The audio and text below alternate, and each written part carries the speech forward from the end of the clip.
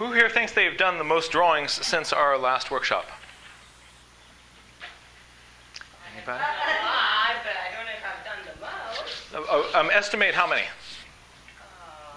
One a day at least. Nice. At least? So what is the most that you drawings in one day?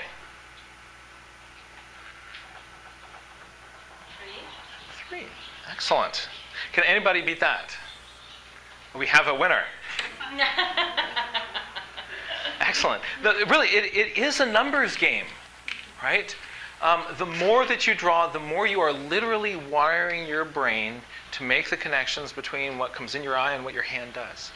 And you start doing it on a regular basis, it just happens. And then it gets its own momentum, and it just becomes so much more fun because your brain goes like, oh yeah, I can totally handle this. And you're like, oh, that's happening? It's surprising, right? You know, you see, do you have in your sketchbook one of your, one that sort of made you smile or surprised you when it came off the page?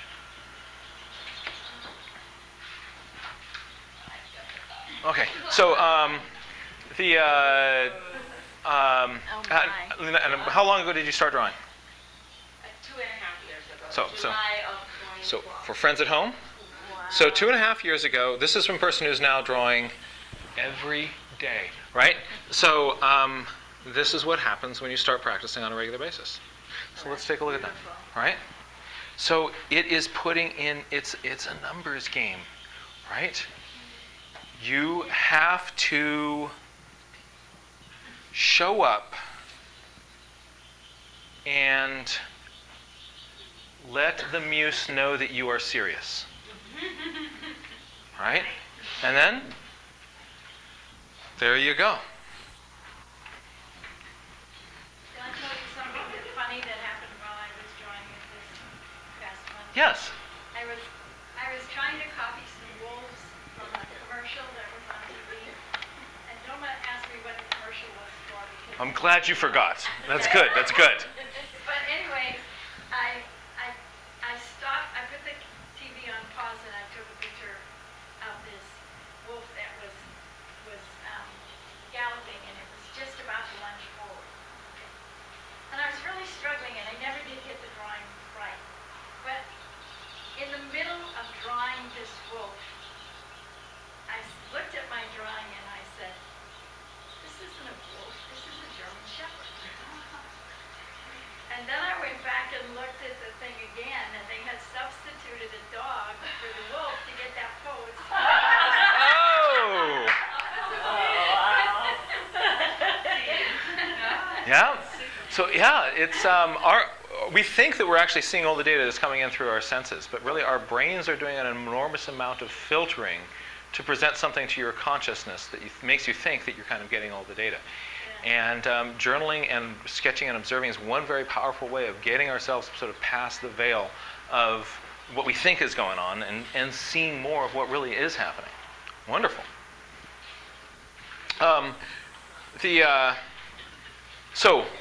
Actually, I'm going to make this a little bit bigger. Make this a little bit bigger. No. There we go. All right, here we go. And you've been sketching a lot too? Oh, fun. When I was drawing too fast and the power was off. Oh, good. Last month, remember? Good. Yeah, that's right. So we're going to go for no power outages today. I want to explore some stuff today about working with gouache paint. And gouache paint, for years and years and years, I never gave it any respect. I had messed around with it and really didn't like the way, I thought it was just, I don't like the way this stuff works. It was because I was using it wrong. And there are some weird things that gouache does that bug me, and there are ways to get around those. And there's some really cool things that gouache can do that you might like to incorporate into your game. So today we're going to show you some techniques and tricks to play with gouache to get it to behave the way you want it to. And what we're also going to do is at the end we're going to kind of use kind of a study case of drawing sunsets. And in that, we're going to look at not just at doing this with gouache, but with any media. You're sitting there, you're drawing a sunset. How many people have had a frustrating experience at some point trying to draw a sunset? All right. So we are going to solve a whole bunch of the sunset problems and show you how gouache also opens up a whole new range of possibilities in a situation like that. All right. This is our agenda for today.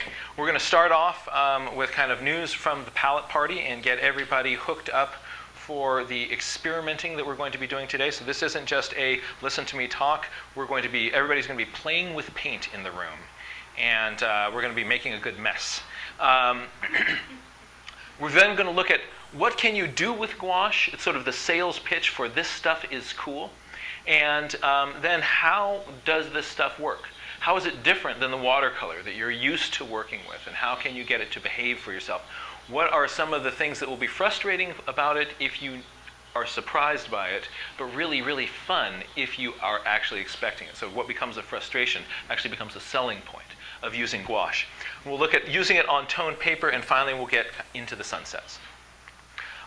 So for starters, I would like to send a big shout out and a big thank you to Lena for hosting our palette party. So we had, it was about 15 people in your home, and a big potluck, because we're all into the potlucks here at the Nature Tone Club. Big potluck, but everybody brought side dishes. And so I was thinking, like, we're going to be really, really hungry until it came dinner time. And you brought out the most amazing Indian buffet. And we ate really, really well. We made 36 gouache palettes like this one that are really, really fun. These have little magnetic tabs on the bottom of them, so these can be moved around and taken out if you want. What? What did you use for that? Oh, for the magnetic tabs, we had a roll of magnetic tape, and we're snipping those to fit the bottoms of these. And actually, I'm going to put up a blog post about step-by-step for how to make one of these. So friends at home, if you didn't get a chance to come to our palette party or get one of the ones which we're passing out here, you can make your own.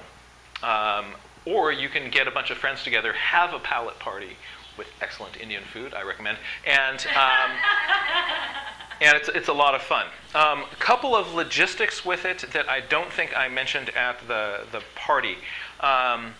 The first is that, so if you're at the palette party and you have your palette with you, why don't you get it out right now, because I'm going to put actually a little bit more paint in it. One thing we want to do is this little wad of white down here. This is for making birds white and things. You see, there's a little white-tailed kite. You make that white. I'm going to put a squirt of gouache up into the mixing area of your palette. So when you're making things more pastel, you can easily mix into that, keeping this white. It allows you to make things lighter and do that up here so that it's easier to keep things white.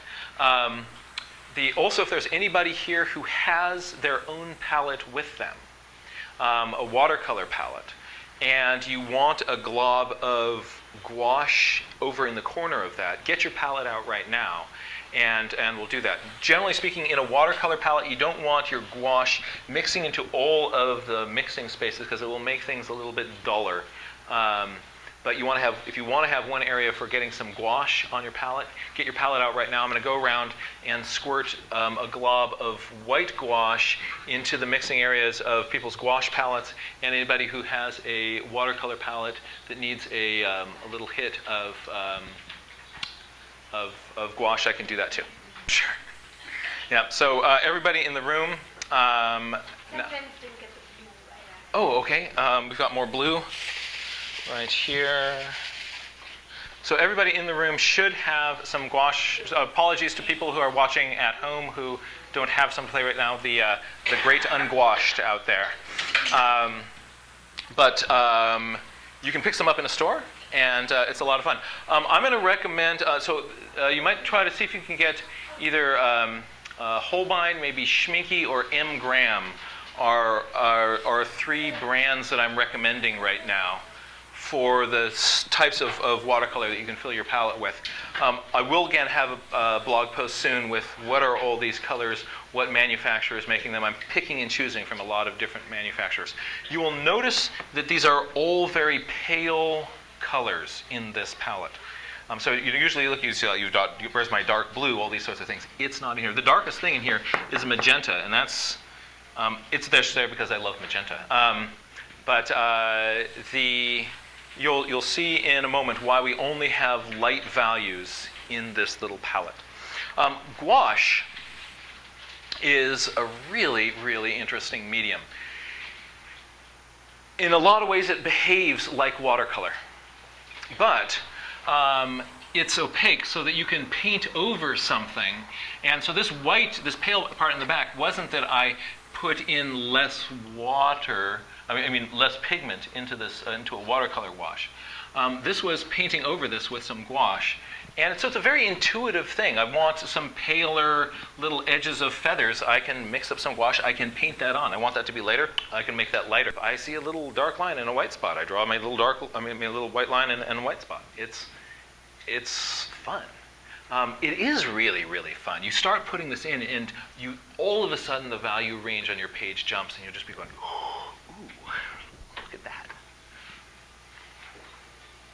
It also makes you think of shapes in a different way.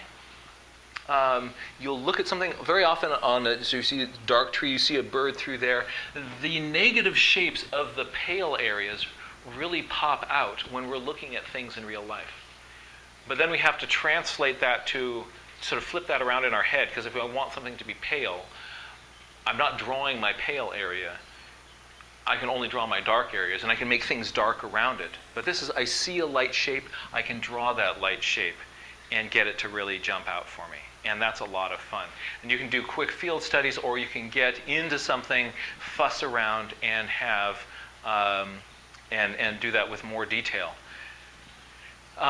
As gouache, if you're using a water brush, as the brush runs out of pigment, the gouache gets lighter and lighter and lighter. So as I'm going down here, I'm painting this blue in. As I get towards the bottom, it runs out of paint, and I get that sort of shaded effect. It's a lot of fun, but it will do things that you don't expect. And so at first I wanted it to behave like watercolor, and now I'm glad that it doesn't. Does somebody have a water brush that I could borrow? Just a few? Look at this. Oh, there you go. He is ready for action. All right, I'm going to do a little demonstration here, and then you, with your own gouache, you're going to do the same thing. Because the best way, the most powerful way of figuring out how this stuff works is just to mess around with it, to goof around with it, to have, to play with the wash and see it do these weird things right in front of your face. And here we go. I have a little piece of brown toned paper here, and I'm going to mix my paint to a consistency that's somewhere between a very thick cream and a paste. And when I do that,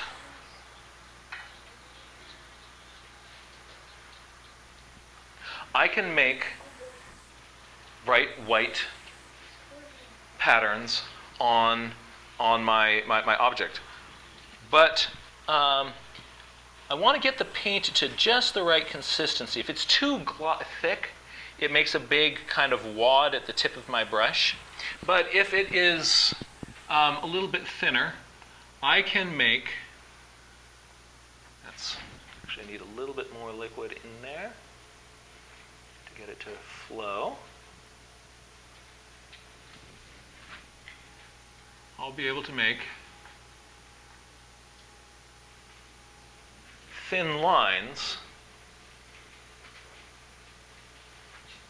and get my brush into a place and make very specific little dots and details. But here's the thing. most of us are used to using watercolor, right? And so we mix it to the consistency that we're used to with watercolor, and then we're in for a really, really, really big surprise. Because watch this. I'm going to add a little bit more water to this and get some gouache here on my brush. So I've got gouache on my brush. I'm going to make just sort of a big, big white area here. All right, and watch that white area. Watch it. Keep your eye on it. Start looking at it. As a matter of fact, we might want to zoom in on this. It's going to be there for a minute. Keep watching it. What is happening? Going away. The paper color is coming through. The paper is coming through. The brightness, it used to be a full white square.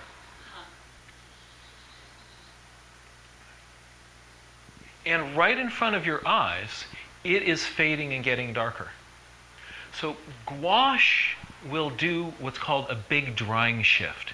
As it dries, light colors tend to get darker, dark colors tend to get lighter.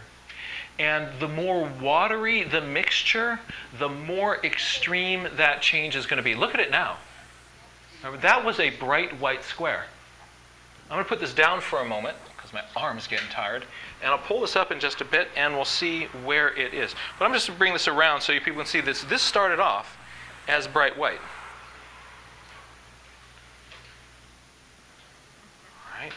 And already it's doing this.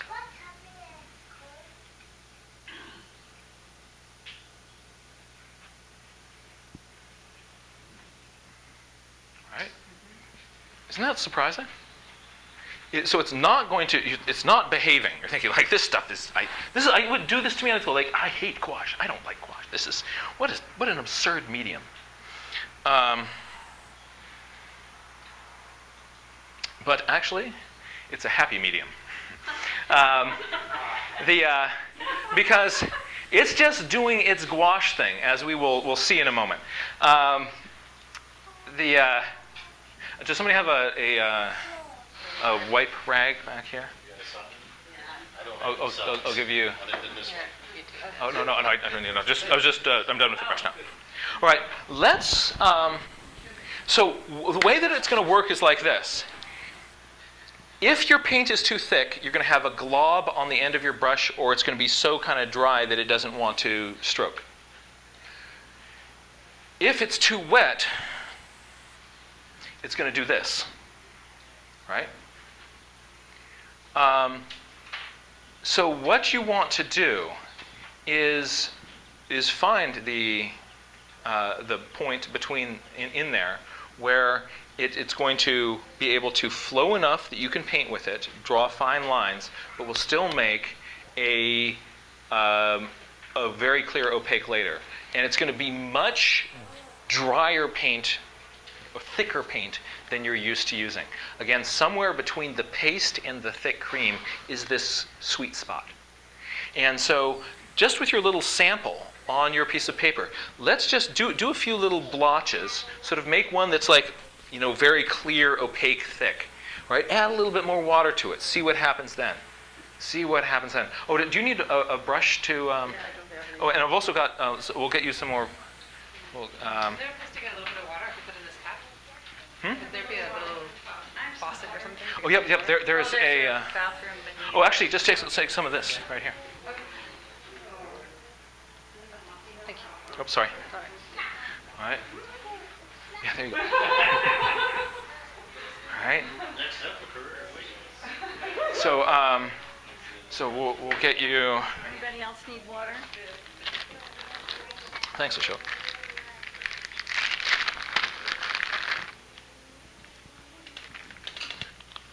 Actually, do some of these have water in them? Oh yeah.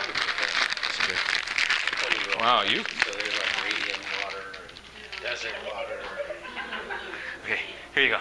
Something to play with. Oh, and I'll get you one too. Oh, yes, you are, but you'll be even finer.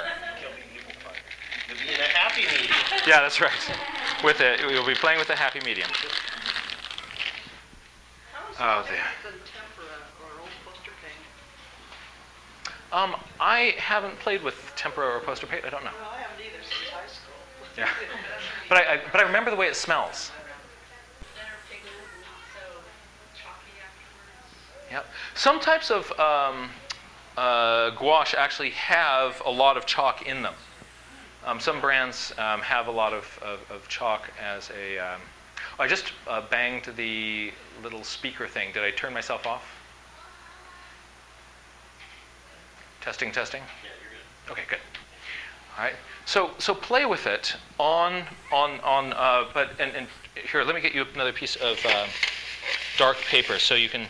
What you really want to see is what is going on with that on the dark paper. See if you can make a clear opaque spot. Can you make, at what point does it start to, do you start to get that drying shift? Experiment with it, mess around with it, a number of little color swatches. Raise your hand if you need another piece of colored paper. I have this one for you. Here you go, sir. Oh, I like your Parasaurolophus. Oh, can I borrow this guy for a second? Thank you. Parasaurolophus. This is one of my favorite dinosaurs. A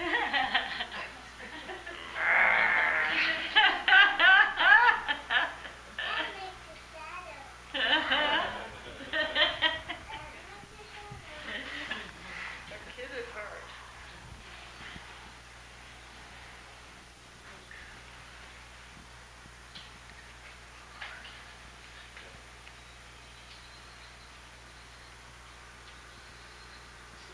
So can you get it to a place where you can make fine, thin lines with it?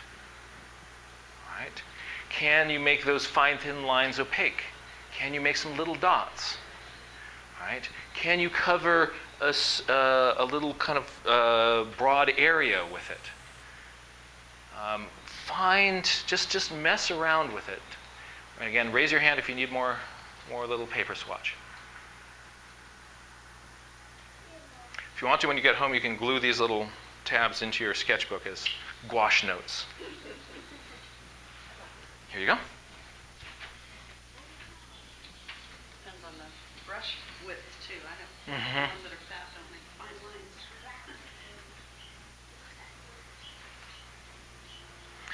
So one of the best things you can do with this is just start messing with it.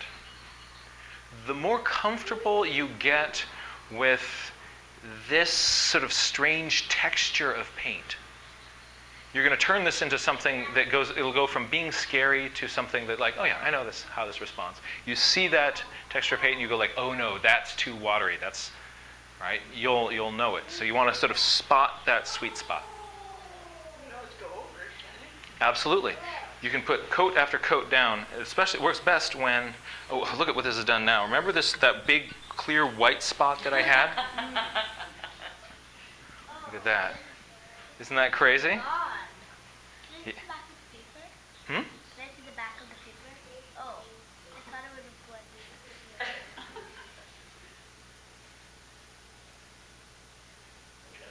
All right. So about 1 more minute to mess with it.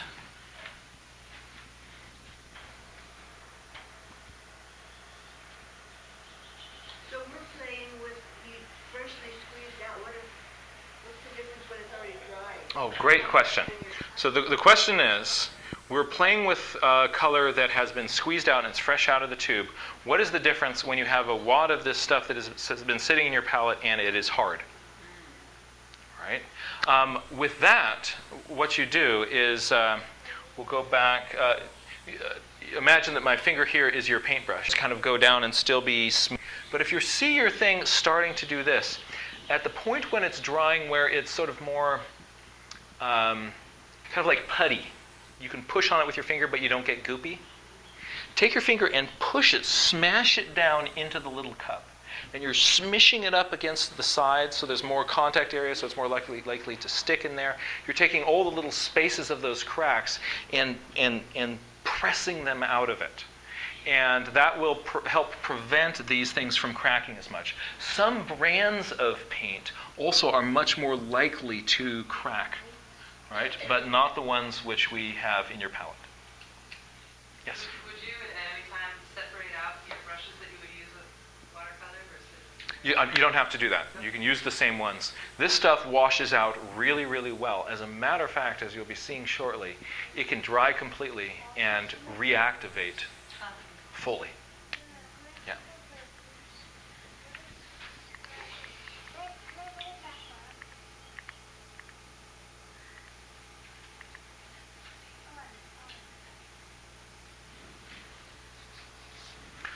Let's take a look at a step-by-step demonstration of how I might use this. We're first going to take a look at an example on white paper. All right. And this is, we're not going to go through sort of the part of how you go about drawing this bird. That's for another workshop. Here we're going to be thinking about how we're going to be applying the paint to this bird. So for this, one of the things that when I was first learning about gouache, one of the things that frustrated me about it was that if it got wet again, it would re-wet and then reactivate and then start moving around. I couldn't layer things as easily as I could with watercolor. And also some of the colors, when they would dry, they weren't as sort of dark and rich and vibrant as the colors that I was used to in my watercolor kit. So my workaround for all of those problems is that instead of doing the entire drawing with gouache, what I do is I start just as a watercolor drawing. I do all the dark parts with transparent watercolor. And I can layer them on just as I regularly do with my transparent watercolor. And that builds a dark base coat that I can then put light gouache on top of. So for this bird, I'm not having to be really fussy about kind of working around the light areas, trying to leave those. With regular watercolor, you leave all your whites. Here, look, this is kind of color by numbers. So sort of this white breast, I'm putting gray down across this entire white breast here. Across the sort of multicolored back, to sort of a mid coat of reddish brown, darker brown in here.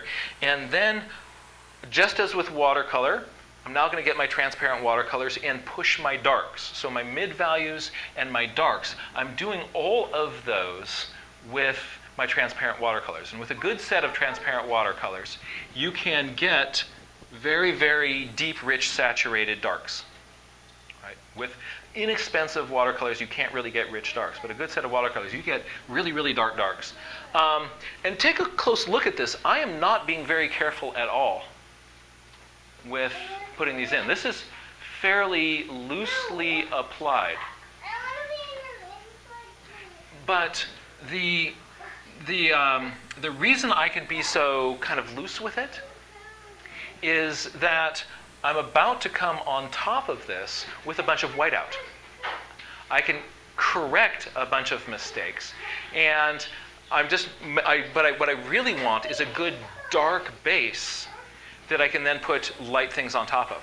So now, this is all watercolor so far. I'm now going to turn over and do a little bit of gouache on top of it.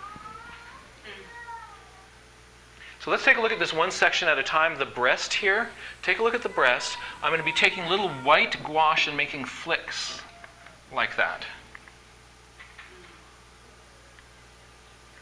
And see how on top of that gray, it starts to feel like a white breast. Let's take a look at the wing. This has white wing bars, and there's pale between some of these feathers. And so I'm just going to come along and draw in my white wing bars, put in some of those lines between the feathers. And up here on the back, a combination of little sort of smudges of light brown and white.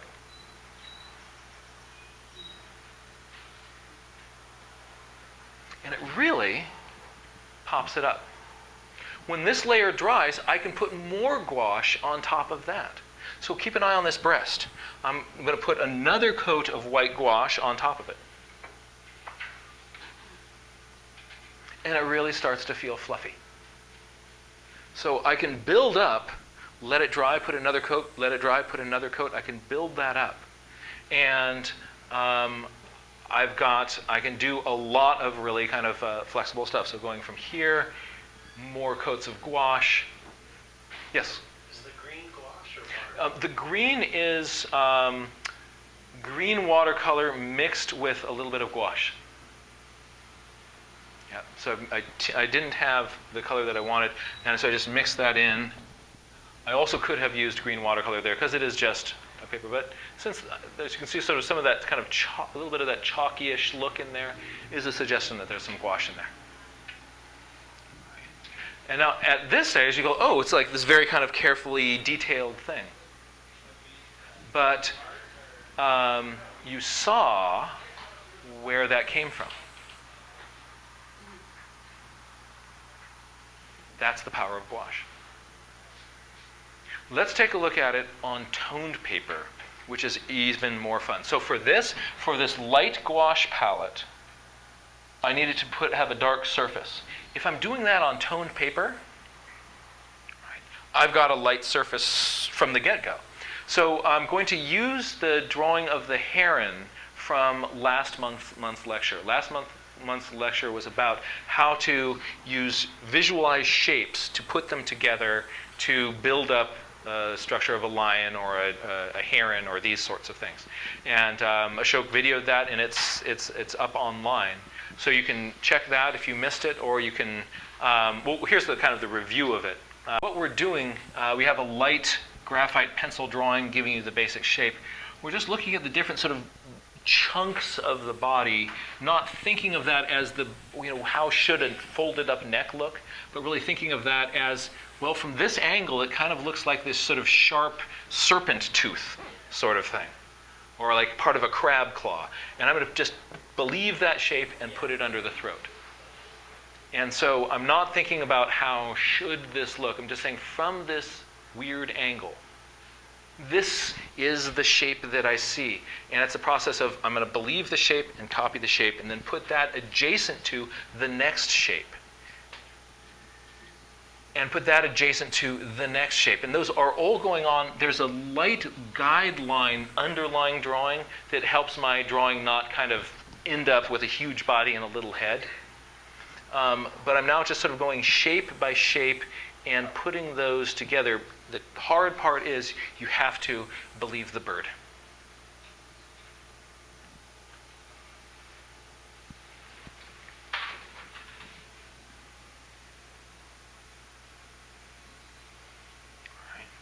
So this is where we left off last time. And this is, took a long time kind of going through the thought process behind this last time, and you can check the other video for that. But this is where we left off. And now we're going to quickly turn this into a gouache drawing. Right? I'm going to start the same way.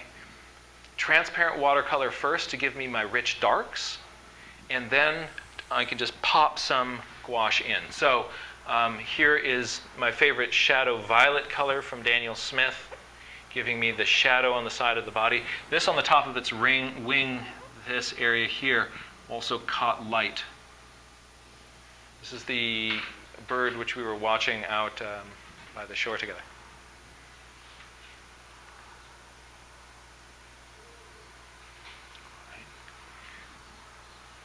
Punching in some real darks. These darks are actually mostly one of my favorite Daniel Smith colors. It's called Bloodstone Genuine. I like ones with cool names, all right? It has a lot of Bloodstone Genuine in this. It makes some really, really rich darks. It's sort of this purpley brown color, but it comes off as black here. And now I'm ready for gouache. If I was just doing a regular watercolor, I would stop here, and I'm done. But no, I've got gouache on toned paper. Look what you can do. It is so much fun. All right? You put that in and bam, it really, really pops. So good concentration here, less concentration of it there. Right? That's why this, you can get all sorts of different values of white. So experimenting, what you don't see is off on the side of the paper, there were just a few little swatches of like, for this concentration, what's it going to do? Oh, that's how it's behaving. I need to mix more into there. Okay, now I get that.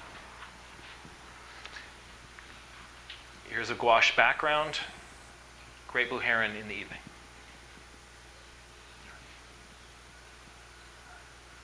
Gouache does a very, very interesting thing. It reactivates whenever it's wet. So I finished this drawing, and then I thought to myself, I wish I had done a reflection. Right? And so what I did is the paper was already dry. I just came in here with my brush and re-wetted this area right here. Took a little clean towel, tapped it, and that paint that was wet came off. So it really reactivates. You know how with watercolor you can sometimes lift out with some non-staining pigments, right? This is like that on steroids. Right, so if you could lift out, you can lift out a little bit with watercolor. You can lift out a ton with this. So it's actually a good feature of this stuff. As long as you're not trying to do like a whole bunch of big washes on top of this. You just have to know that it gets wet, it's going to want to move again. It's like, okay, we're ready to play. You could have a drawing that sat in a drawer for years and years and years, bring it out, re-wet it, tap it with a sponge, and get that paint off. All right. Actually, let's try that with our little test samples. Find an area that's dry right now, and let's re-wet a little area and see if you can lift out some of the color from one of the spots that you made. See how that works. Can you lift out some color with a damp brush from one of those spots?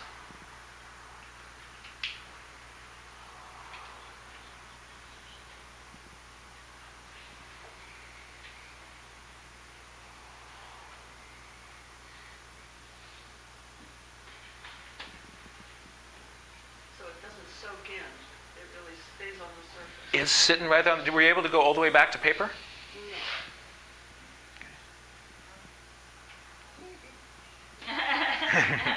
Give it a moment, and then watch it dry. How's that working? Isn't that interesting? So that's actually, if you don't expect it, it's this what on earth is going on thing. But if you know that's part of the deal, it's an asset. It's value added to gouache. Our previous class, all right, we're talking about building this thing up with shapes. We put a shape next to a shape next to a shape next to a shape. And once we had these, we drew in the rest of the lions.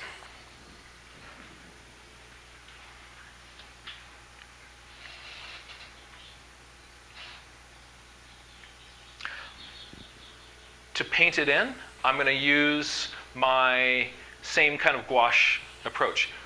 First my transparent watercolor, then the gouache on top of that. And my favorite way of my approach to most of the drawings that I do is I first will often put in the shadows. If you put in the shadows at the start, it really helps you think of these things as three-dimensional rounded things. You try to put shadows in at the end of a drawing, and it's hard because you're going to be smudging all sorts of detail that you put in. So the first thing I do is I put in my shadow. Again, this is Shadow Violet from Daniel Smith in heavier concentration and lighter.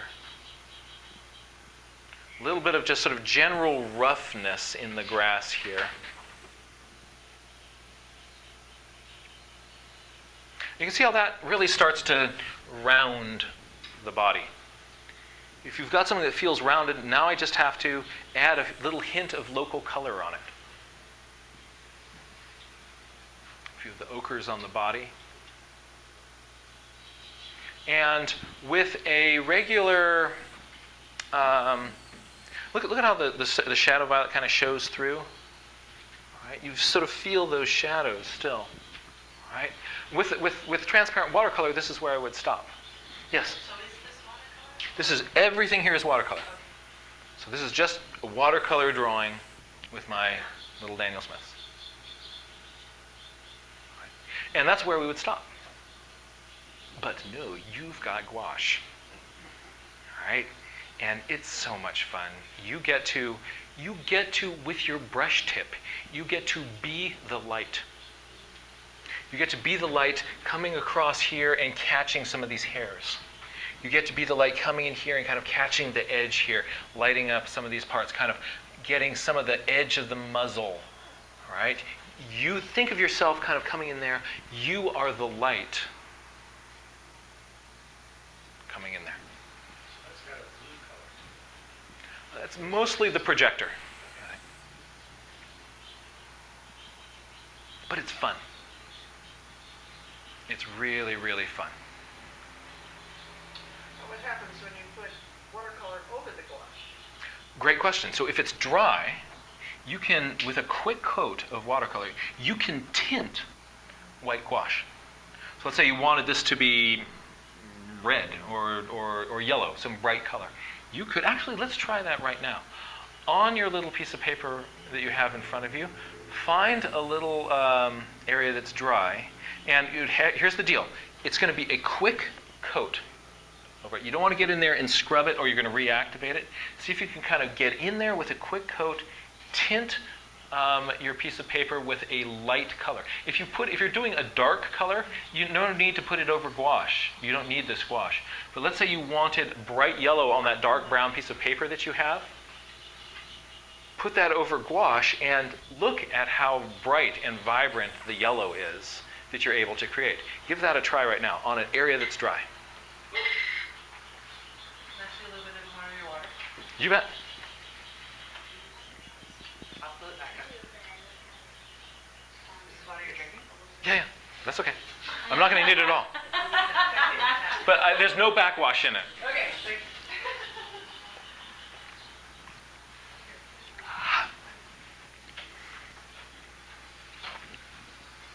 How'd that little tint work? Isn't that cool? So gouache can do some really neat stuff. You're thinking, hey, maybe I don't need all these colors. Here's a background on this one. Notice that I painted over part of that other background there, and it just sort of feels like a distant hill.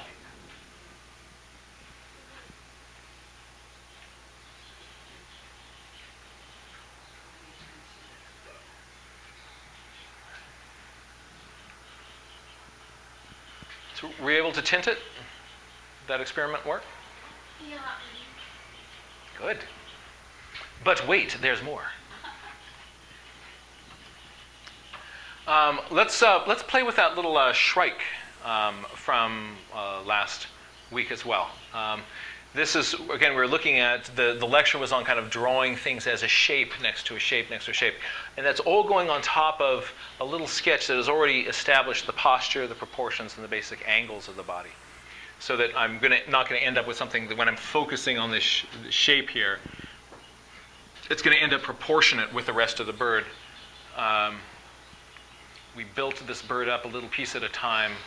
Again, not thinking of this as the breast of a bird where your body goes, oh, that should be round, but really looking at the bird and going, oh, you come down straight, then you cut in here, then you come down like that. Really seeing those corners and angles. Oh, this is kind of fun.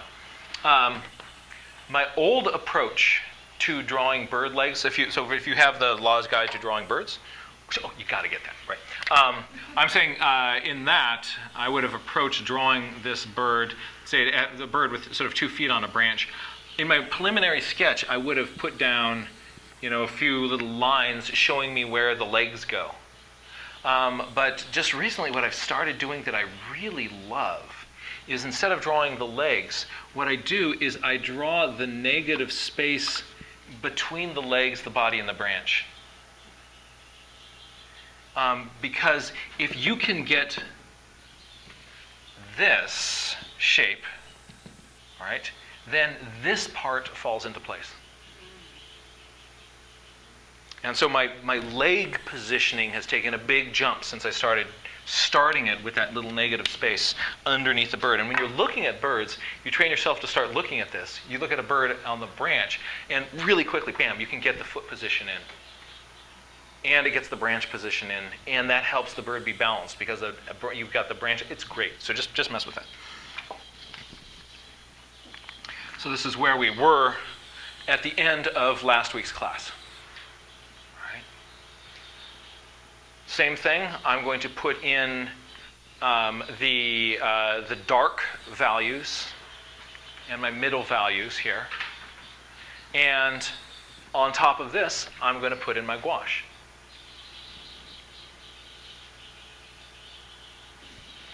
I'm going to put in my gouache. Oh, there we go. Oh, no, come back. There you are. Pow. It really pops. So with this, gouache is so much fun to apply to toned paper that what's going to happen is you are going to get it there and you're going to end up with just this solid white wall of gouache, which is what I did, right? But then I realized I want a shadow in there. So I just got a clean brush and I lifted out. This is just lifting out to let the color of the paper show through. There's no shadow color going on here. I'm just lifting out some of the paper here, let that color of the paper come through, and all of a sudden this thing has a shadow here. And when that lifting outness was dry, I just put a few extra little flicks across here to refluff it. And that bird came together. This is, again, gouache, a little bit of green gouache. Gives you that bright on the toned paper. A little bit of gouache, more diluted, coming into these little parts right there. A little bit of diluted gouache coming up here for that bit on the back. A little bit of diluted gouache coming in here on the feet.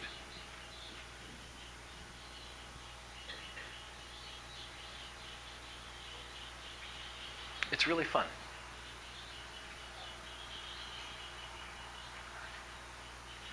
On toned paper, it really comes into its own. At the last field trip, I passed out a bunch of pieces of toned paper. If you're there and picked up one of those and still have it, because a lot of people took paper, but nobody really drew on it at our field trip. If you guilty?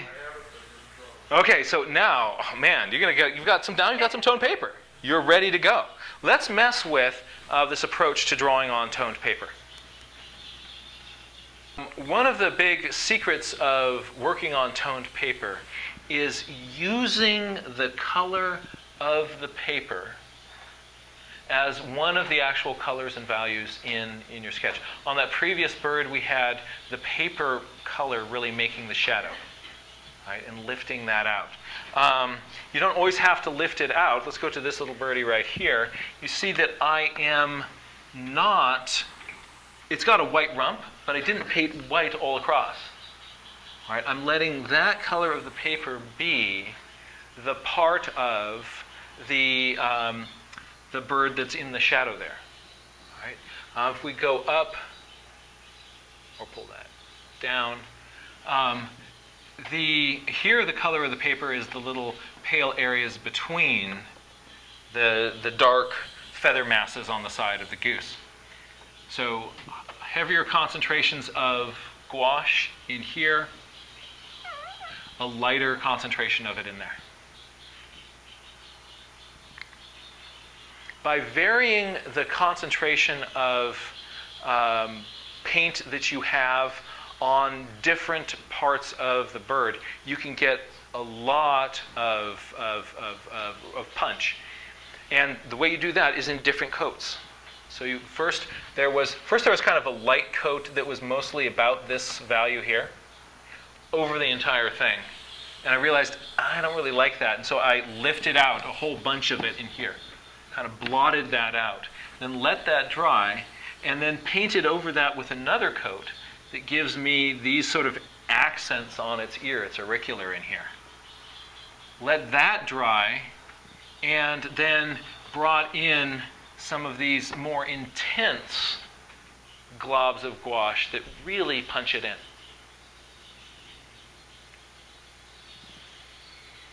So this little beak here is watercolor on top of a layer of white gouache underneath there.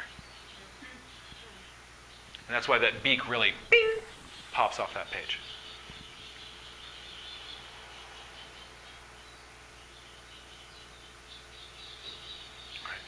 But that's why experimenting with it so that you can get that full range from oomph to kind of ghosted, all of that is sort of the expressive range of it. And so that's one of the real values of gouache is there's this period where you can actively play with it. And it's forgiving. You can give and take. I'm going to pull a shadow out here. No, I'm going to fill that back in. Just sort of remembering that there's going to be that drying shift. You want to see, oh, let it dry. Okay, now I'm going to re-wet that part, pull that out. So the watercolor, on the other hand, once it's down there, it's pretty much there. Right? So that's another reason why we have in the approach the watercolor first to make this permanent undercoat. And then you're putting the flexible part on top.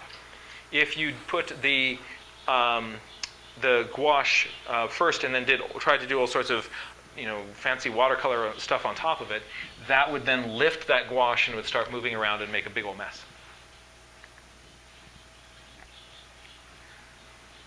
Like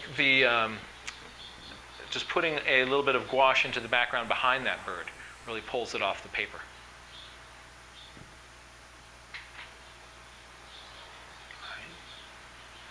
Let's take a closer look at this bird sitting up here for a second.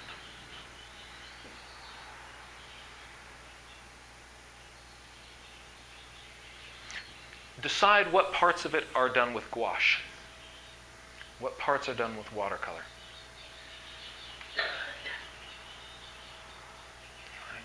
Look at how the shadows are handled. Figure out what you think the order of operations of applying different kinds of paint was. What did I do first, second, third? What was the last part coming in on a different section? What are your thoughts? Yeah. Maybe the lighter grays, first like on the tail, and then the darker patches. Mm-hmm. And the face, eyes. Yeah. The gouache was on top, it looks great. What's I the don't know if it's blue-gray white. color?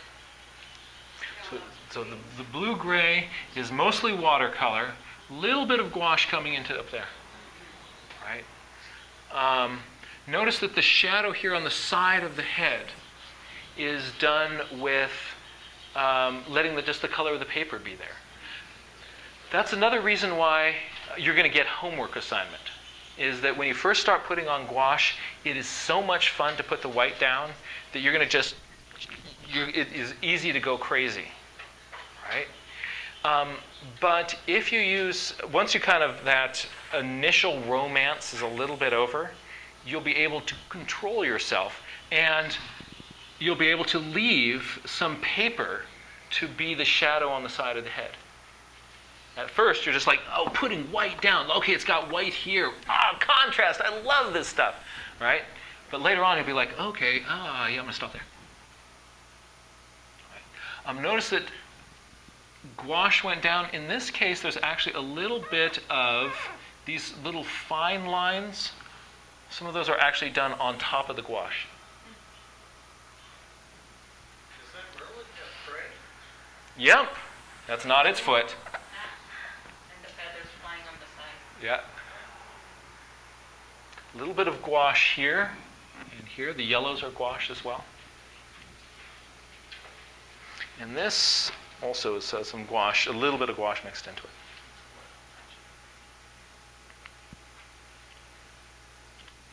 So how many gouache colors do you use? I have a small gouache kit that has about 14 gouache colors in it. And that's the ones which we made at the palette party. It looks like this. So they're all light valued Can I things. get those? Yep. So we had a palette party. All the ones which we made in the palette party are spoken for. But I've heard a number of the other classes that people were going like, I think I might like to get one of those. So what we're going to do is probably have another palette party. Yeah, I signed up for that, but I couldn't come. Oh, if you signed up, see if your name is on this list. In which case, one of these is yours. If you find your name on this list, you get to do the happy dance. Are they in alphabetical order? You'll be the happy medium. I was going to bring food. Yeah, those are 22. Number 22, cross your name off the list. With gouache? Yeah. It's just not watery gouache. And this is your palette. Actually, yeah. Let's use a pencil. Yeah. Doesn't work. Oh, super. Isn't that fun? Yeah. Glad you asked. Yes. I Yep. mailed you a couple boxes late, and I don't know if you ended up putting them on in your party. Ricky? Okay. See if you are. So it wasn't actually on the list, it's already closed, but. Oh, okay. Because we were there was some people were signed up twice who didn't want to. Wait So. list. Are you on the wait list? Are you first one on the wait list? Yep. Oh, that's painful. Actually, there is a possibility that that a couple of these might go unclaimed, in which case you have priority. All right.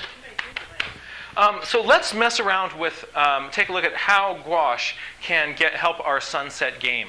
And what we're going to do is take a look at sort of generally at sunsets, kind of at some of the problems which we've had drawing them with watercolors. Again, how many people have ever had with a sunset drawing? Right? What sort of things happen when you, what happened? Green. You mix blue, you get your blue and your yellow together and you get green. So you get these sort of weird green skies. Actually, I was out with Annie Rivetta, a wonderful pastel artist and watercolorist and naturalist, and once pointed out to me that there's actually a lot more green in evening skies than things. And she often has some green in her skies it works. And then she looks like, see, I'm not making. Look over there. Do you see the green? I go, no, look again. I went, the green. Annie Rivetta, very cool. Where's the green flash? The green flash. That's right. So what else happens? What happens? Yes. Sometimes I push like a lot of red and a tiny bit of yellow and a line of orange, and it looks like a huge bloody sky. You get this sort of bloody sky effect. Yes. Yep. Good. Sometimes skies turn muddy. You get all sorts of weird stuff going on with sunsets. Here's the good news. You ready? It's not you. No, really, it's not you. It is impossible with pigment to represent the sunset that you see in any medium, including photography. It is impossible to show something that really looks like what you are looking at, because light can do something that no pigment can. If I had a big, powerful red light here, and I shine it, you're like, whoa, that's really red and really bright. Right? You're watching the orb of the sun kind of go down over the horizon. It's this glowing orange, deep orange sun going down over the horizon. It's just beautiful color. That also happens to be the brightest thing in the sky, right? Because you look back down on your paper and you have this little sort of dancing blue image of what you've been staring at, is bright enough to burn that into the back of your eyes, right? So you then go, okay, bright orange, deep, beautiful orange sun, and you mix up that color of orange, you put it down on the paper. What is the brightest thing that you can have on your paper? The paper itself. The white paper itself. We cannot get any brighter than that on our paper, unless you stick in an LED light, right? Now anytime you're putting color, even a light color like yellow, you're making your paper darker. So the sun can do both color and brightness, but with pigment you have a choice of either brightness or color. So isn't the color coming from the particles in the air? Not the sun. Well, yeah, the color shift is because of a bunch of light has been scattered out, right? But you're seeing this beautiful, you're still having all this light coming through that is carrying that, what wavelengths are still in that. So the sun can do something that you can't. But you're thinking to yourself, well, I mean, some photographers kind of have this workaround where they kind of will go like, they'll set up a camera on a tripod and they'll expose one part for the sky. And when they do that, they get all these sky colors. But how does the ground look then? Dark. Super dark ground. So they then expose the camera for the ground, and then the sky's overexposed, and in Photoshop they merge them together. All right? But even that doesn't look like what we see, because the values, it has the colors, but not the values. Right? The dark versus the light. So it doesn't matter if you're working with, but you're thinking, but I've seen like Bierstadt did this one sunset. You know, Keith did this one sunset that it really looked like a sunset. No, it actually didn't. They just know the sunset drawing trick. There is a trick that makes it, you think that you're looking at what you see, but it actually isn't what you see. Because the light and your eye can do these things that you can't get down there on the paper. But the sunset drawing trick makes you think that you're looking at what you're seeing. But once you know it, you'll look at those paintings and you'll go like, that wasn't what you saw. You're just using the sunset drawing trick. You ready? All right. The sunset drawing trick. You put all these colors in your sky. All right. You want that sky to be luminous and bright. What you have to do is exaggerate the darkness of the ground underneath that sky to make that sky feel bright and luminous. So this feels bright because this is dark. This is bright because that's dark. All right? And if you are actually out there on the land, you can actually see much more color and light in the ground. If you squint your eyes, interestingly enough, what you see is closer to this. But with your eyes wide, you're going to see all this color in here. And your brain and your eyes are adjusting to all this stuff really, really complex way. We cannot replicate that on paper. All right? So that's the sunset trick. All right? You actually are not drawing what you're seeing. You're capturing the contrast, but then you're losing the detail in the foreground. Right? So another problem is that in our landscape drawings, the sky often turns muddy. Right? So how do you get a sky that is clear? There's a couple of things. Let's think of kind of the origin of mud. What are a couple of the most common colors that you see in sunsets? Right. And what? And also in the background, the sky is still blue. Right? So against this blue sky, all these clouds are doing their things. Well, here's the thing about blue and orange. They make brown. Right? So if you take a big, bright blue sky and you stick an orange transparent watercolor cloud on it, you get a brown cloud. Right? Not a beautiful orange cloud. So if you're seeing orange and blue in the sky, the trick is never the twain shall meet. Right? Blue is blue and orange is an orange, and never the twain shall meet till earth and sky stand presently at God's great judgment seat. But there, sorry, no, that's a whole other thing.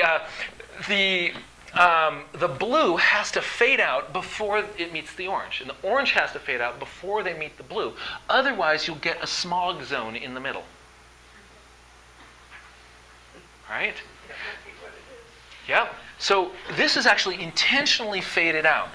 The other thing that's going to help is really kind of an easy kind of work into the sunsets. When you see you've got pink and sort of purple going on in your clouds, go, thank you. Magenta is your friend. Magenta is the friend of the sunset painter. Red is not a primary color. Right? Red is a mixture of magenta and yellow. You mix that with blue, and it makes dull colors. Right? But magenta is a primary color. You mix that with blue, and it is either going to make violets and lilacs, which are colors that you see in real sunset clouds. If the blue is a little bit lighter, you get these pinks.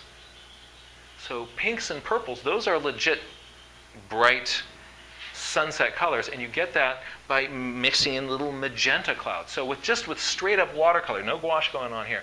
This is just, you get really great effects by playing with the magenta into your sunsets. All right? But sometimes you want an orange cloud smack dab in the middle of your thing. And you're thinking, how do I get my orange cloud in there?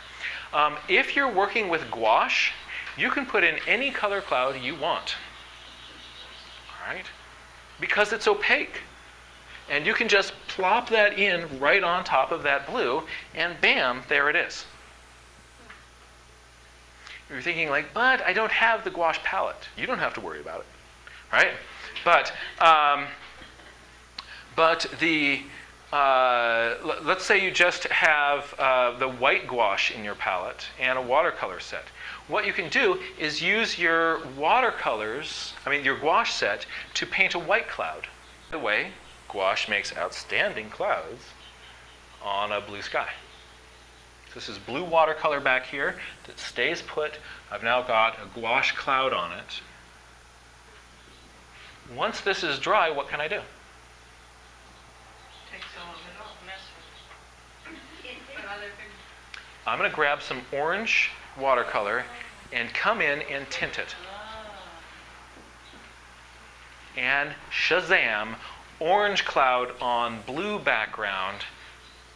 Life is good. Is that fun? Okay, now as you do that, if you get in there and you smudge it around, the white's going to reactivate and it can get interesting. Right? If, as you do that, you smudge your orange out onto that blue sky, you'll have a little orange cloud with a brown spot next to it. Right? But this is a very powerful way of getting some really neat effects. Right. Let's take another look at a little step-by-step here, where I made a couple of interesting mistakes in creating this sunset. And see if you can spot them as we do. So we are in the Ansel Adams Wilderness. Sun is going down behind Mount Banner and Ritter, and you're there by the side of Thousand Island Lake.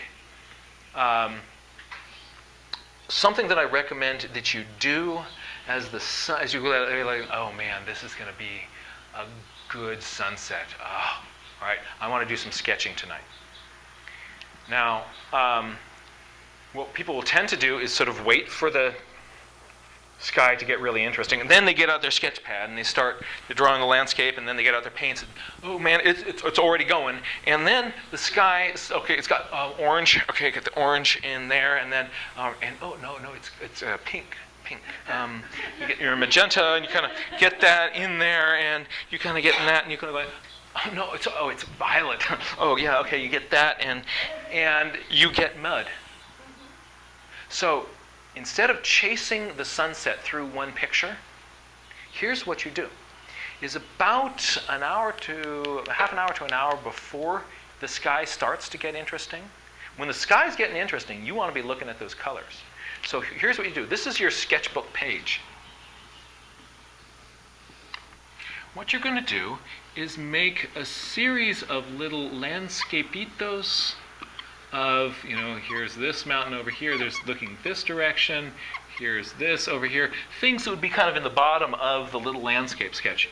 All right, don't make them too big, or you're going to have a lot of turf to cover, longer drawing times. And you can even think at this point of kind of what is the arrangement of these going to be on the page, and you can kind of really have fun.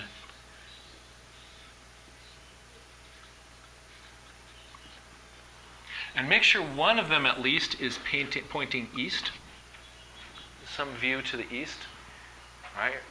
So east is fascinating at sunset, but nobody ever sees it. How many people in this room have ever seen the Belt of Venus? The Belt of Venus. The Belt of Venus is this beautiful sky phenomenon that graces us every night, and nobody's seen it. And what it is that as the sun dips under the horizon here and disappears from view, everybody's looking at the sunset, while behind them the shadow of the earth rises in the sky. And it's this arc of blue-gray, above which is this beautiful pink belt. And as that rises in the sky, eventually gets pale and disappears. Right? But everybody's looking east. west, and we miss the belt of Venus rising in the east. So be sure to put one in for the belt of Venus. All right, because they'll be beautiful this night. All right, and then what happens is the sky starts to do its dance. It starts to do its thing, and so you fill in this one with a quick little watercolor study, and then the colors change even more. And you're going to do this one, and you've already got the line work done, and you can just bounce around from one to another. Then you turn east, and you get that, and finally you get the last lights of night, and you can't see your paper anymore. That's the strategy for playing with a sunset. And you get all these moments, right? You can even sort of write the time, changing the time as you did each one if you want to kind of look at just, because there's that marvelous progression. Once it's turning, it's going to be a few minutes, it's going to be doing something else, right? So here's one of those sketches. And we've got these beautiful orange clouds going down, you see, behind the mountain. So I've got a blue graded wash this way. And in our watercolor workshop, we looked at how do you do a graded wash. With a water brush, it's pretty straightforward. You have a water brush that's filled with paint. And as you paint with it, it runs out of paint, but it stays damp. And so that just makes this graded wash. Here's Thousand Island Lake, just a strip of blue through that. Sometimes our brains will tell us that a lake is blue even when it's not. So a good strategy is just to make a little window with your hands like this and just block out everything else and put it over the water and ask yourself, what color is really there? And say to yourself, I'm going to expect it not to be blue. Be surprised if it's blue. Right? And that helps you really sort of see the color that's there. We have a tendency to always draw water blue. But sometimes it is. Tonight it was. And then there's that glow from the horizon, so I'm going to do a wash the other way. Anybody see the first mistake I made? The darker orange is touching the darker blue. Yeah. And look at my smog belt. You see that?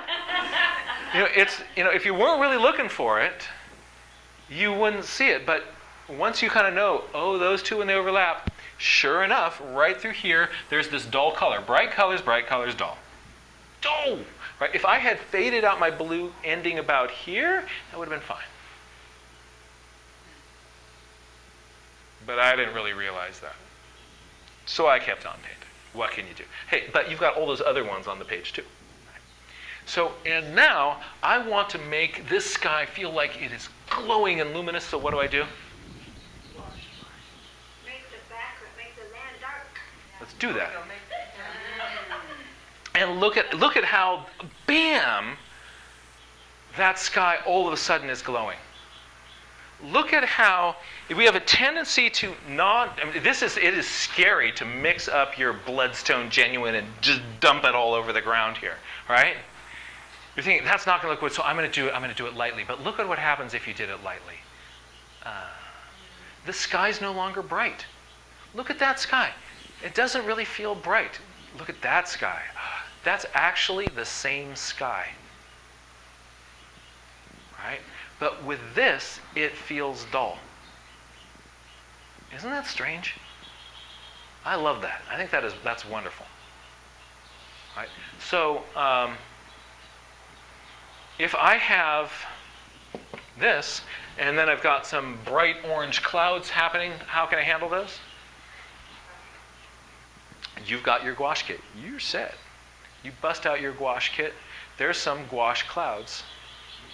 And again, putting these in is fun. Got to warn you, it's too much fun. So what you'll do is if one cloud felt good, how about another? Right? And you are going to keep going until at some point you're going to say to yourself, I wish I stopped 3 clouds ago. All right? So the secret is stop 3 clouds before you're done. All right? It's better to have some breathing room in there and have too few clouds than to just fill this all up, we'll have all these orange spots all over everywhere. Right now, these give emphasis to these parts because they're sort of special in this. But if it's all these sort of globs of pink everywhere, you're not going to have that. And then I saw that some of the clouds were reflected into the lake, so I mixed up a kind of a light mixture of gouache and sort of orangey pink, and I put that into my lake.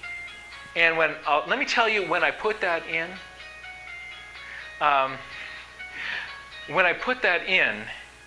it looked beautiful.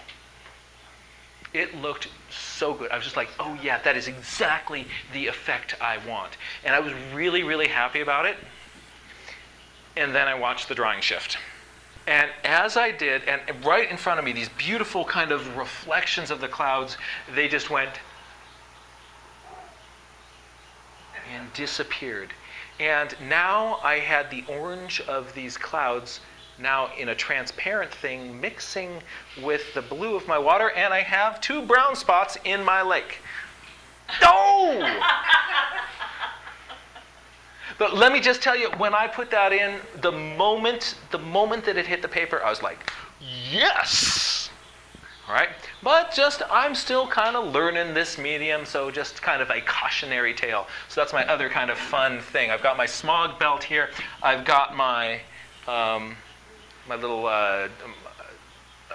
oil slicks of some, I don't know what's going on there. But still, even this isn't really what I'm seeing, because the sky behind is illuminating these clouds, right?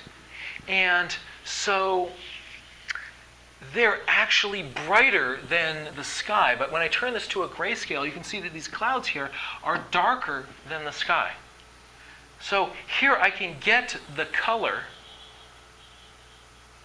but I can't get the brightness. Same thing. It's a choice. I could put more white into these clouds and get more of the brightness, right? But then I lose that color. So it's a choice. You get to decide, what do you like? Do you like this one or this one? How many people go for this one? All right, how many people go for this one? Oh, nobody. Oh. That's what I ended up with. Fortunately, I scanned it here, right? So yeah, this is where I stopped. Yeah. Because I knew if I put white on that, I would just kill it. All right? But you can't have both. You can't have both luminosity and color with pigment. And so it's so maybe I've got 3 little cautionary tales there. Right?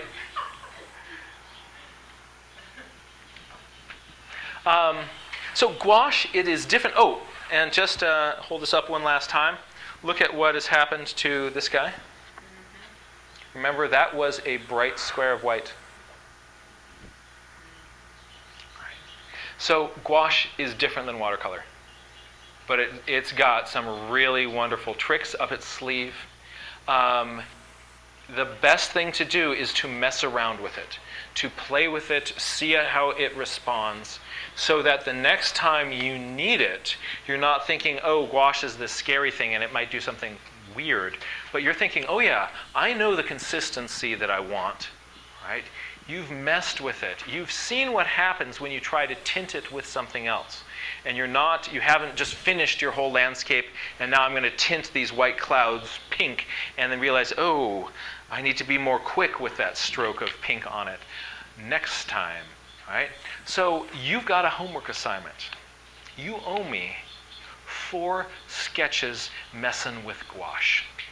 And this can either be to a big degree or a little degree. It could be a picture of a frog with a few little kind of bright, high contrast specks of gouache on it to make it glisten. Right? Punch in the contrast, thick wads of gouache, and you will have a wet frog. Right? Or you could do a skull and go crazy with gouache.